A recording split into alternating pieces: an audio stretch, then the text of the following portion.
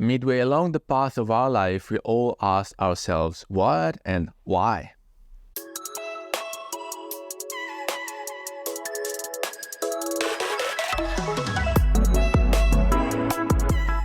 Hello everybody, welcome back to the channel. Thomas Love here from beautiful Vancouver, British Columbia, and today I'm thrilled because I'm challenging my one lens only with this new food project that started. Now, I'm not new to food photography, this is why they keep calling me.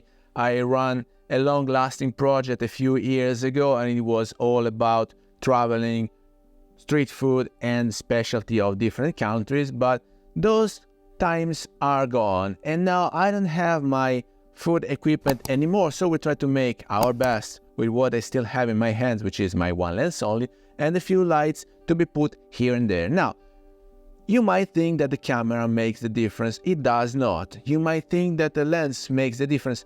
It does it up to a certain level, but then the real difference when you stage food on a set is first the composition of it, how good you are to make the food talk and stand out, the props you're using, and especially the lighting you're using. So I know most of us nowadays, we all have softbox hidden somewhere in the house. That might be a very good thing, especially because if you combine it with natural light coming from the window, then you can use the softbox on the other side to compensate and you can avoid having hard light and deep shadows on the plate unless this is what you're seeking to get. The second thing that you need to think of is how close you want to be. What will be the distance from your food? You cannot stay too much close because otherwise you're only seeing the details but you won't get the totality. You won't get the full view of the dish that you are representing, and then you want to also give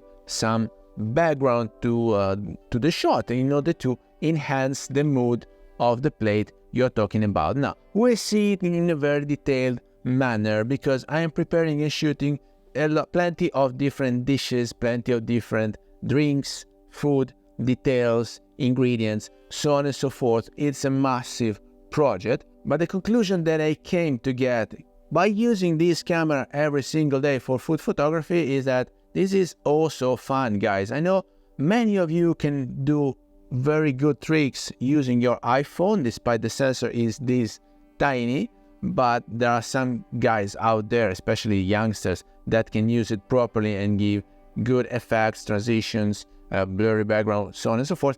I am an old fellow and so I will keep using my camera because it is the mean that I am able to use to reach my end, which is a pleasant photography. And then in food photography, I also found out that the more you're using bright colors that they reflect the light, such as honeydew melon or this kind of very juicy and bright fruit, they really stand out. They really help your dish standing out. And so this famous 3D pop effect, now it really depends the depth of field that you want to use, if you want to have a background or not, if you want it to be defined, if you want to see the rest of the restaurant, if you want to portray it in your picture, or if you just want to focus on the dish. Another question that plenty of guys ask me is, where should I put the focusing point? And so assuming that your depth of field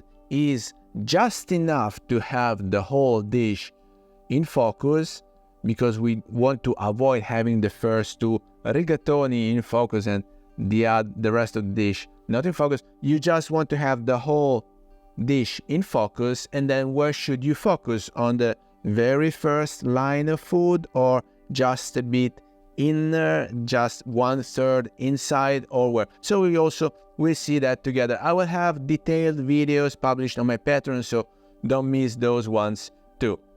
Now we're gonna see how to set up the things properly. First things first, you will need a tripod. Yes. Why? Because if you're using a camera and you want to keep the ISO as low as possible, unless you are in a studio when you can really control all of the light coming from everywhere, but then also lighting is expensive, and so we will see that you need a tripod because you want the camera to stay as sturdy and as stable as possible, and you want to change the focus point and the settings without actually changing the framing. And so if you're having it handheld in vertical or in a landscape position, that might change from one shot to another. So if you want consistency in your shots, then put your camera on a tripod. What I really find useful is having this ARA Swiss mount on my camera. So if you're using different tripods, then you can move it from here to there and have it in landscape, in portrait, whatever the need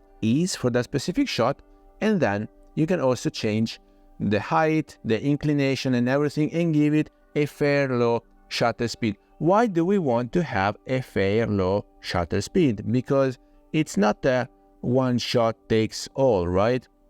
We are not playing the roulette here. We are playing for the long run, and so we want to have photo bracketing. If you don't know what bracketing is, you can find it easily in the manual of your camera. It means basically that you set up the exposure for the central shot, and then the camera will take one or two under and over exposed. So I normally do bracketing with 3 shots. You can do it with 5, so regular plus minus 1 and plus minus 2 EV, and then the camera will combine them all immediately directly in camera. So the end result that you are having is a kinda HDR JPEG, unless you want to shoot RAW. And so when you shoot RAW, one shot is enough. You have enough dynamic range to change the settings, the shadows, the highlights as you please, and you try to stay as thick as possible with the white balancing. So how many kelvins you are supposed to have if you're using a white dish, that should be taken as a reference, because that white shall be white. And then don't exaggerate with the saturation. So guys, if you're ready, just let's go rolling. We'll see a few examples down here.